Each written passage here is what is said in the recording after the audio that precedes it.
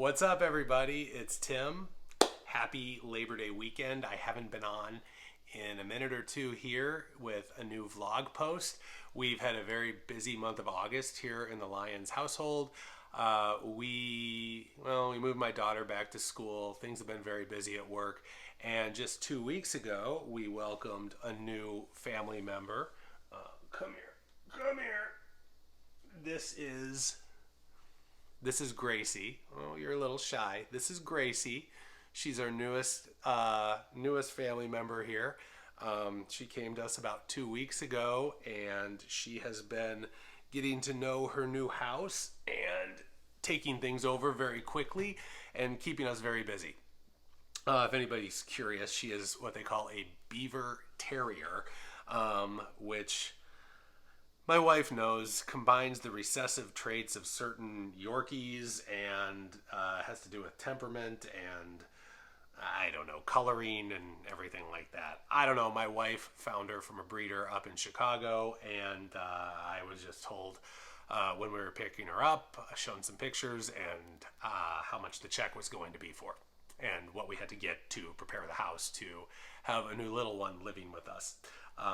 And now she's just running around and she's sniffing and trying to chew just an obnoxious amount of things. But anyway, she's going to keep us on our toes for quite a while, aren't you? What I want to do today, though, along the lines of sobriety, is I want to talk a little bit about the darkest days of my addiction. And we're coming up on Labor Day weekend. We are at Labor Day weekend. It's Friday. Something that is very useful to do when you are a sober person and you are overcoming addiction on a daily basis is it is useful to take a minute, and although the past no longer exists and it doesn't have to define you anymore, it does help me to remember the energy that I felt at the time and the things I went through, because it also motivates me to construct a future or put together a lot of present moments in the now that are nothing like that past feeling or that past energy, and to stay where I am in this sober moment by remembering the past and where I don't want to go back to. So at any rate, I'm gonna fill you in a little bit.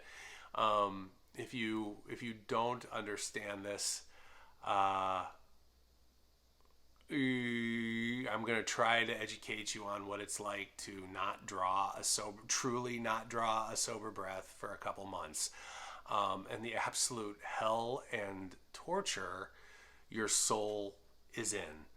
The fear, the anxiety, the panic. So I won't go back and bore you with the details of how I got to where I was. A lot of you know, I mean, I've talked about my early relationship with alcohol over and over. You know that I was a big partier. I had a job that in my 30s allowed me a lot of flexibility, and entertaining and drinking was part of it. It's where I learned that an eye opener would help kill a nasty hangover, and I figured that was socially acceptable.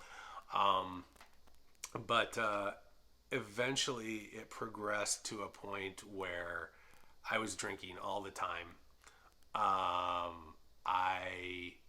was never that person who could just stop at one or two. Then when you feel it's okay to have an eye opener in the morning to cure a nasty hangover, that doesn't stop at one eye opener, and you just keep going and going. And I had a job where I could duck and dive and shirk a lot of responsibility, and I worked out of my house so I could hide a lot, and I had built up a lot of vacation and sick time that I could take. And I was just getting an A plus in I was an A student in the school of being mediocre, or just getting by. And I don't know how many people I was really fooling anymore. But I got to a point when I came home after a really stressful day, and I was stressed about something financial, and I finally realized that, the only way out of any of my issues financially, or the fact that I was, 70 pounds more than I am now and feeling like just absolute garbage, but especially financially, I came home and I told my wife that, which I already knew, I was drinking too much and I was quitting. She was all about it. It's something that we had known and been dancing around for too long. I think I was like 39. I was just a miserable, crappy shell of myself. The person I was 20 years ago. That guy was gone for at least at that point he was gone. So with that, I somehow summoned all my willpower, and I did quit. I went cold turkey. And then a true blessing, a true blessing happened. My company went through layoffs. I had been there for almost around 10 years, and I got laid off, which was great because the severance package was freaking awesome. And what it did was it gave me almost a year of pay and benefits to find a new job. And what I did was I focused back on myself. I went cold turkey, no booze. I lost 70 pounds. I found a new job. It was great, right? So quitting drinking helped me to reinvent myself in that moment. But one of the biggest mistakes I made is I just did it on my own. I did it without, as I've talked about in other videos, a sense of community. I just did it, Tim. I was going to power through.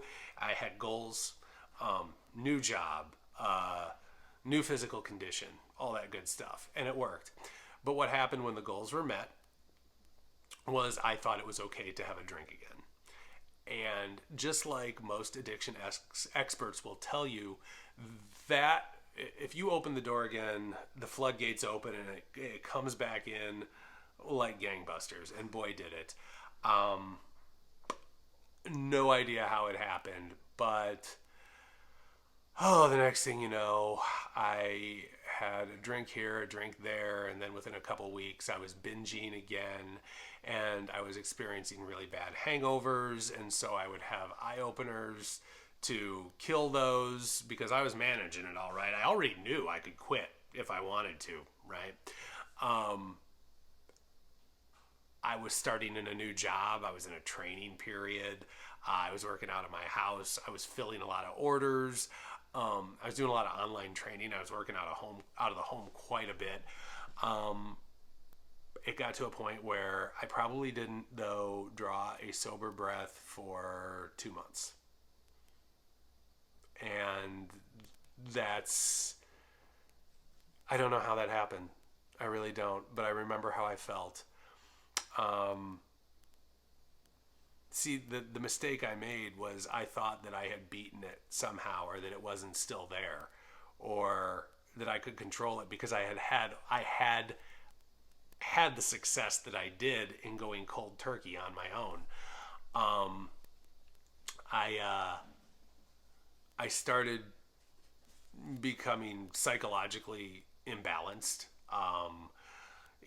There's nothing worse than, and if you have been through addiction, you know this, you drink at night, and it gets to the point during the day when you have alcohol in your system all the time. This is how people around you can't tell, or they just think there's something wrong.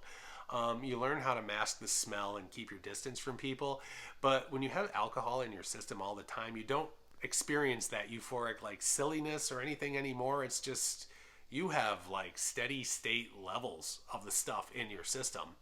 And then you go to sleep like at night after you've been drinking, and the alcohol starts to leave your system and it has been depressing it. And then about 3 a.m. everything revs up and you have crazy anxiety and you don't know what to do. And so you drink some more, and it's just a vicious cycle, and you don't know what you're going to do. You're addicted. You can't come off. I know a lot of people think it's a matter of willpower when people have this happen. If you know me and you've known a lot of the things I've done in my life, I've set a lot of goals and accomplished them. If it was just a matter of sheer willpower, um, I think that it wouldn't have been a problem for me. But know this, that people who find themselves in those situations did not ask for it. It's just something, and I believe it's a karmic choice that we make before we come here, but I'll touch on that on the spiritual side of things. Um, but it's something we didn't ask for, but we have. And at some point in our life, we are either going to face it and walk through that fear, or we are going to succumb to it. Um, so, at any rate, basically, it came down to it wasn't a planned family intervention, but I was in such a stupor one time. And funny how, you see, I was on some medication for anxiety, which I didn't need medication for anxiety. I needed to quit the drink. Depression, anxiety, all that stuff. I mean, it's real for a lot of people, but I mean, it wasn't for me. I needed to quit the booze, is what I needed to do. So my family was like, gee, what's wrong with him? Is it his meds? Or is it what? No, I was drunk. And so anyway, my family was forcing me to go to the doctor. The gig was finally up. I had to come clean. It was horrible. I was physically just a train wreck. The anxiety at 3 a.m. and then I'd start drinking, and it was just it was so much pain. At any rate, we had the makeshift or impromptu intervention. The doctor, when I went in, they forced me to go see a doctor. I fessed up. The doctor did not allow me to go home. They sent me right to the emergency department. Because by that time we had the makeshift kind of intervention already, or I had been forced to, without going into too many details, been forced to cut it off the night before, and it was about 10 a.m. the next day, so I was pretty booze free, and I was having horrible withdrawals. Doctor sends me to the ED because my blood pressure was way up, my heart rate was crazy. I was hoping for just a beta blocker to control the heart rate and some, Xanax or something to help calm my anxiety and send me home to drink water. But I think the doctor had seen this before, and she's like, no, you are going to the ED. My father, who had taken me to the doctor, was like, well, do we need to go pack a bag or something? And she's like, nope, right to the hospital. So that's what I did. They did get my vitals under control. I was not admitted. They did lots of blood work, which I still have the papers on. You should have seen my liver enzymes. They were nuts. And they're fine now, but they were nuts. But at any rate, that's when it really started. But there was a lot of pain, and if I didn't have my help from the other side, my spirit team, which I'll get into, some people call them angels, saints, whatever. I'll get into that on the other portion of my videos this weekend. My family, my parents, my in-laws, my wife, my daughter, who was in late grade school and got to see all this. If I didn't have them, I don't know where I'd be. But that all being said, I went to the emergency room. I did not get admitted. I went home. My wife was like, okay, you tried it. And she suspected I had been drinking again the last couple weeks. But at any rate, so she forced me to go to AA, because she's like, you've tried it your way and it's not working. So now you've got to try this. She's like, I love you, but you've got to do something, or I don't know what the future is going to hold for our family. The ball was in my court. But yeah, they didn't give up on me. And somehow in me, I had the desire to really make it happen. But to do that, I had to walk through the doors of AA. I had to become totally honest with myself. And the key part was I had to walk through the fear of letting everybody know who I was. And hopefully that's what I'm doing right now a little bit, for the others out there who, might find something in this, whether it's, you've got an addiction problem or it's something else. It's okay to let people know that you have an issue and you are addressing it, because when you address it, then the issue goes away. And then once you've addressed the issue and you've gotten over these things, you start to wear it like a badge of honor. I mean, I tell people, in my addiction, the scariest and lowest points in my life, I was dead. I died. And we all have these deaths in our life, wherever they come from and whatever they are. But how many of us ever get to resurrect? And I have gotten to do that. And the way I did that was walking through the fear. And in sobriety, I continue to try to walk through the fear. We have two things in life, two things in the universe: love and fear. They are the motivations for everything. And when you can walk through the fear, you find that the love, and I don't mean always romantic love or like you love your child, love, acceptance, just that feeling of things are good and love, all that comes flooding in, and it gives you the power to do so many things. But yeah, went into AA, and the rest is all downhill. But I did, and I'm going to get into this on the other side. I did have a moment along the path where I called on my spirit team, and they had a direct hand in the turn of events and how I managed them and how they took me to where I was there through this learning experience, this journey into being a sober person to where I am now. I'm going to cover that on the spirit side. And that's something that's available to everybody. It doesn't matter if you're into addiction or not into addiction, if you're dealing with addiction or anything like that.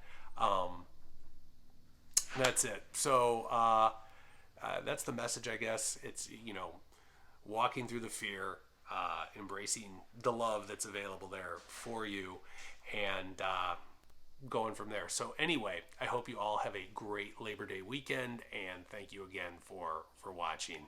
All right, we'll see you later. Bye-bye.